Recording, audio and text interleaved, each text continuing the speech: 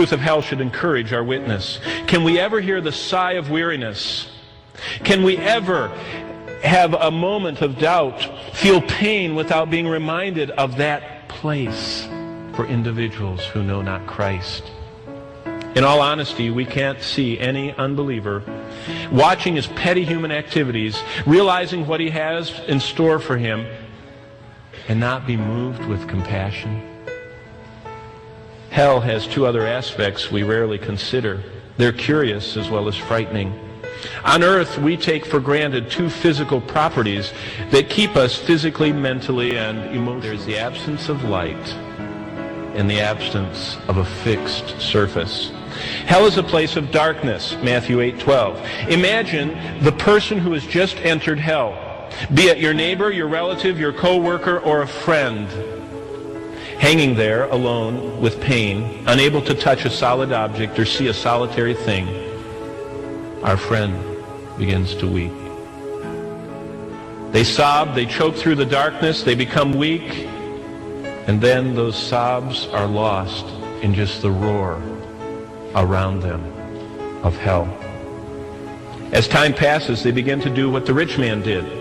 They again start to think. Their first thoughts are of hope. You see, this person still thinks as he did on earth when he kept himself alive with hope. When things got bad, he always found hope for a way out.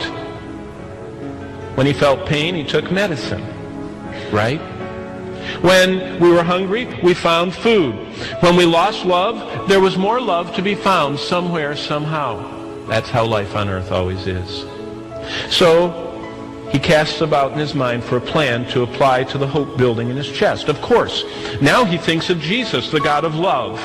That's right. I remember now. Jesus can get me out of this. I heard about him somewhere, sometime. He cries with a surge, Jesus, Jesus, you were right after all. Now, please get me out of this. You were right. His words go off into the darkness. So he thinks maybe he didn't cry enough. And so he cries again after waiting and breathing hard with desperation, and screams again, Jesus, I believe now, save me from this. But the darkness just smothers his words. And what's amazing is this sinner is not unique. Because all over, everyone in hell is now a believer. Everyone believes now. And when they weary of appeals, they do what exactly anyone would do. They assess their situation. They attempt to adapt to it. And then, finally, for this lost sinner, it hits him. The worst part, what the Bible repeats most often, that this blackness, this darkness, this bottomlessness, this vengeance of eternal fire lasts forever. Forever.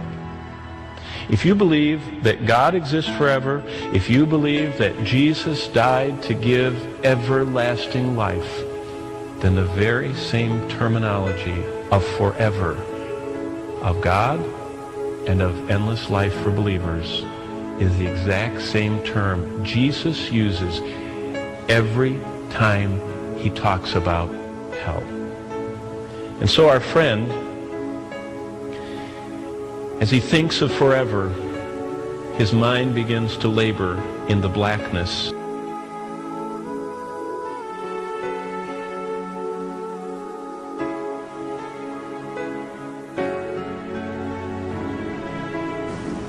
But let's down. He says, remember, vengeance is mine, and I shall repay them in due time.